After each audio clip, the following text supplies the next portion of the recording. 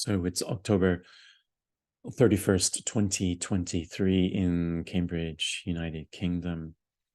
And this is take 2 on this video, as I had not pressed record on the first one.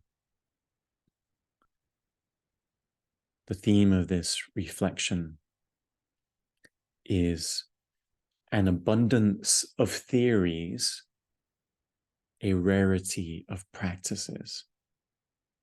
An abundance of theories, a rarity of practices. So what I notice in the contemplative field and in a broader conversation around the recognition of the unity of being, our oneness of being, is that there are a lot of theories and ideas around it, but there are a rarity of practices. So my main point with this theme today, in a sense, is this is a bit reductionistic, is to say there's a lot of talk, but there's not a lot of action. Or there is a lot of realization, but there is a lack of actualization. Or at least that is the invitation, is how do we move from realization to actualization?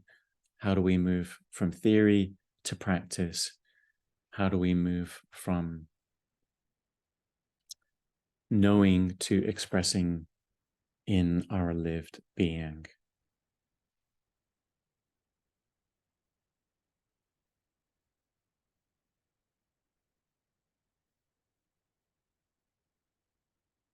I want to give an example of this from the particular area that I focus on around ally work and the contemplative field in which that is embedded.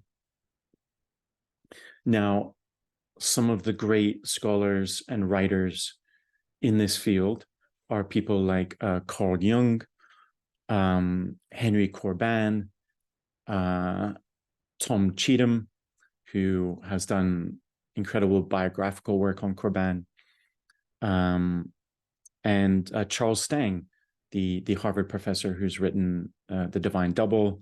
I'll also talk about John Vervaeke, cognitive scientist at University of Toronto.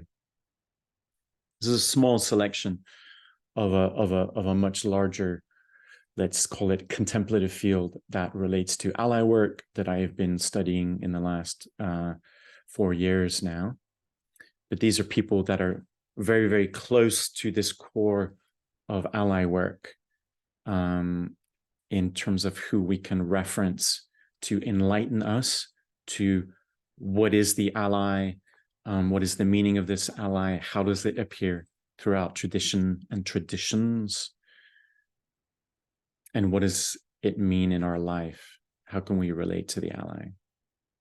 Now, so I have the utmost respect for all of these folks, and to varying degrees, what we end up with is a lot of brilliant understanding, but not necessarily the accompanying practices as to, okay, now that we know this, what do we do? I think with Jung, Carl Jung, we do have the foundations for the ally work practice with his development of the active imagination. Now, he might not have applied that to the ally in the way that Dr. Jeffrey Raff refined it. And I think Raff had a beautiful balance of both the theory and the practice.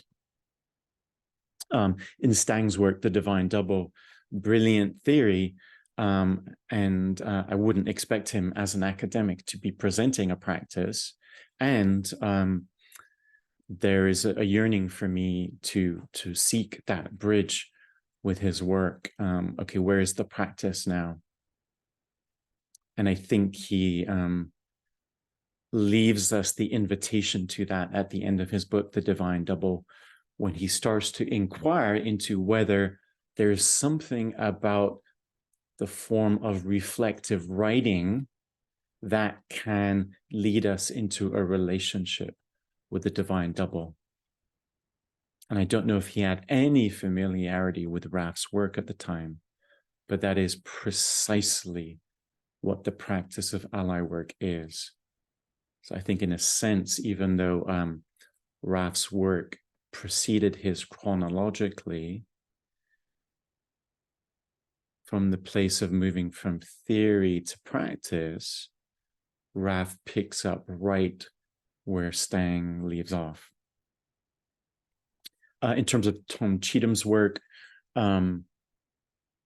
Cheatham is not necessarily presenting a practice either, although if you have engaged with Cheatham's work at all, which he very generously has a lot of public formats and classes by which you can engage with his work,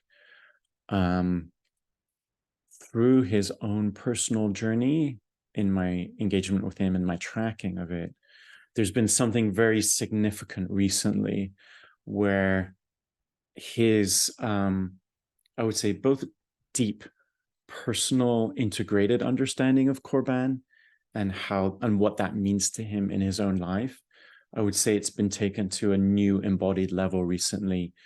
And he's acknowledged that himself through some of his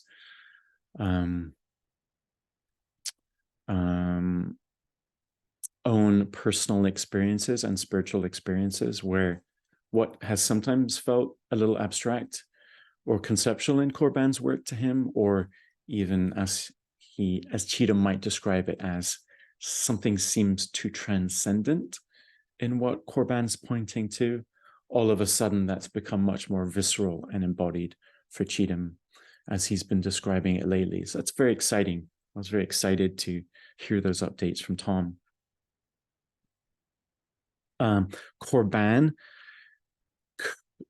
Korban's reflections on the Islamic mystical tradition could not be more, let's say, radical from a scholar's point of view, from an academic point of view. Korban was incredibly bold because he brought the personal into his academic study. And so, he has just laid out a whole field and a whole felt sense of a field, which is incredibly powerful and transformative. And he did not necessarily leave us with a particular practice that allowed us access to the body of his work through our direct experience.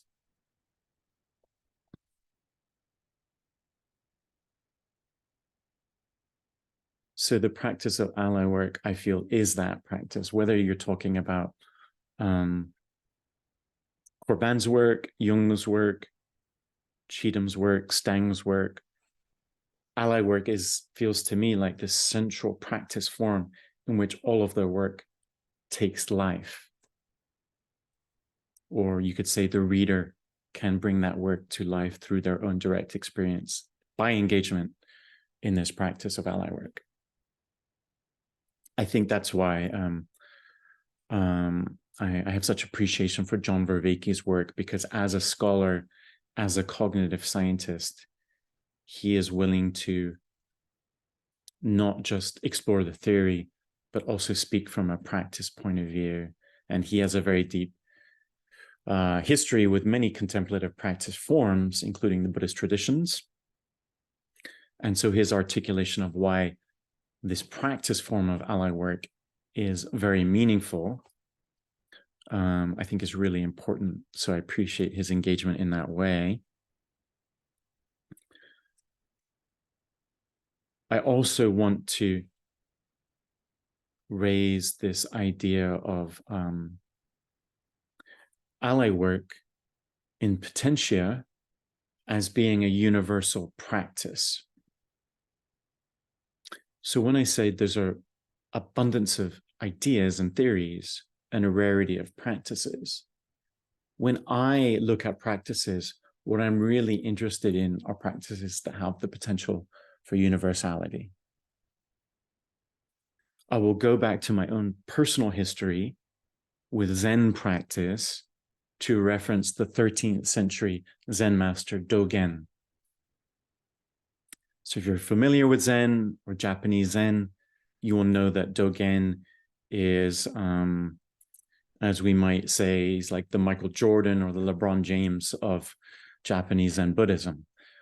He's a legend, and his work continues to be the foundation of the Soto Zen practice. And one of his most important works was the Fuken Zazengi. And that work was what he called a universal recommendation for Zazen.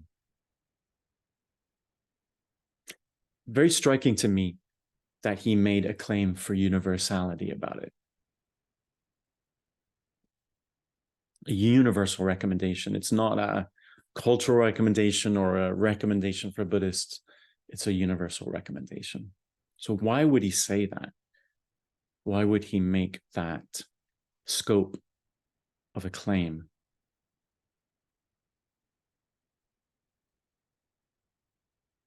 The practice of Zazen, as he outlines it in that text,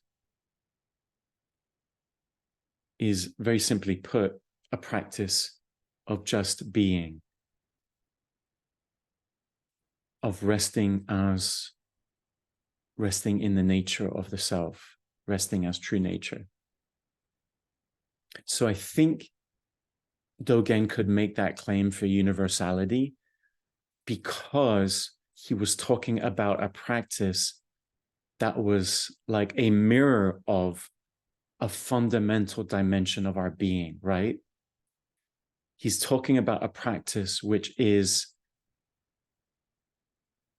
as he would put it, actually, the expression of the fundamental nature of our being.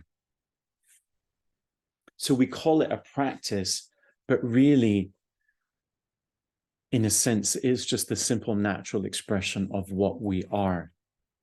And that's why he could call it universal. So I want to understand universal in that sense.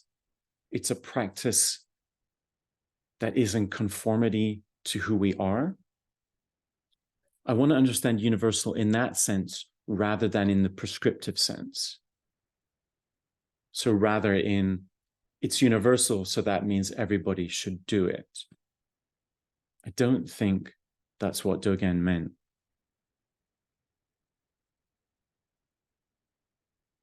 Something may be universal and recommended or endorsed, but there can also be the understanding that it is appropriate for those who are ready or prepared for that practice. If I am thoroughly identified with a conditioned mind, I may not be prepared for that practice of Zazen in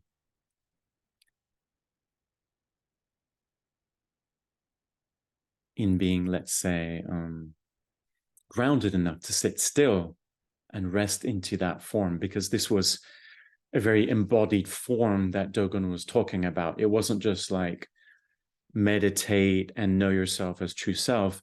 He gave very precise, formal, physical instructions for how to embody that form of knowing yourself as awareness, okay? And some people just might not have the capacity to sit still in that way, to put it simply. So I'm curious, can we talk about ally work with the same sense of universality that Dogen did with Zazen? I think it's an interesting question. And my intuitive sense is to feel a lot of resonance in bringing ally work into that inquiry around its universality. And the reason I feel that resonance is precisely the way I'm describing Zazen, is that it is a practice that is reflective of who we are, of how we are made up, how we are formed or patterned, or the ontology of our being, the epistemology of the being, how we are structured and how we know. I think ally work, it's so simple as a practice, just like Zazen. They're almost both so simple. They're about as simple as you can get. One being sitting still and resting as being, the other being sitting still and engaging in an open and creative converse with presence, with this stillness. I think they both have this simplicity that is necessary for that potentiality for universality. Again, it's this universality in potentia rather than as prescription or everybody should do this. It's more like this can be open to everybody if they are willing and prepared for it.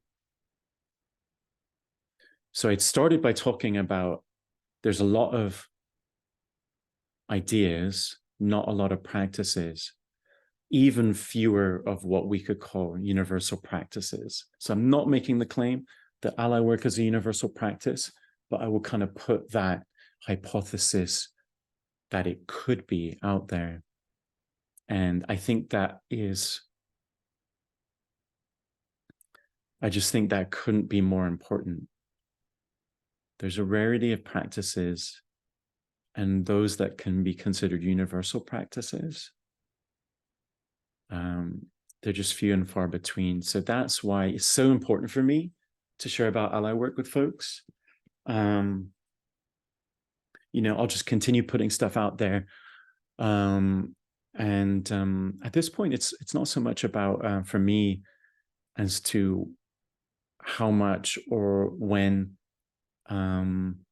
this material receives engagement. It's more that I just feel a need to put it out there so it's on the record, so that whenever others may feel this resonance, there's ways for them to feel people that they can resonate with and that they're not alone in this. And my feeling is that, you know, it's going to take some time, maybe 10, 15 years before there's, let's say, more of a critical mass of interest around this practice form of ally work. But I do think it's really important for me to start sharing this content now, because I happen to be in a position of relative privilege where I've had the time and support to cultivate this exploration. So, you know, it may seem like, even though perhaps to myself, it may seem like I'm doing this as an individual, perhaps the deeper meaning is that with me as the speaker and you as the listener in this particular form, this is really just, if we zoom out, we can see that we're all just part of a larger independent network of inquiry and cultivation of practice where, in a broader sense, this intelligence of what we might call the allies or the divine is moving through us and seeking to be in a relationship to us and seeking to bring us together in a dialogue on conversation around this very relationship, which is so central to the core of our being. So may this exploration into universality continue together. Thank you very much.